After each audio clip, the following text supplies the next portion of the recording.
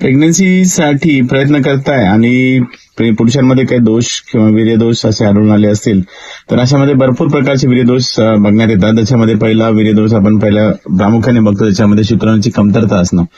साधारणतः 1 ml वीर्यामध्ये 15 मिलियनपेक्षा जास्त शुक्राणूची संख्या असली पाहिजे. त्याचप्रमाणे त्याच्यामध्ये मोटिलिटी पण भरपूर पाहिजे. जसं की हालचाल करणारे शुक्राणू, त्याच्यामध्ये 2 प्रकारचे शुक्राणू बघितले जातात, rapidly progressive and forward progressive sperms. तर ह्या दोन्ही शुक्राणूची संख्या ही भरपूर पाहिजे, जवळपास 35-45% पेक्षाही जास्त पाहिजे. अशा केसेसमध्ये तुम्हाला प्रेग्नन्सी राहण्याचा मार्ग हा मोकळा होत असतो किंवा सोपा होत असतो. मात्र जर ही कमी असेल, मोटिलिटी कमी असेल किंवा संख्या पण कमी असेल तर अशा केसेसमध्ये प्रेग्नन्सीला नक्कीच अडचण येत असते.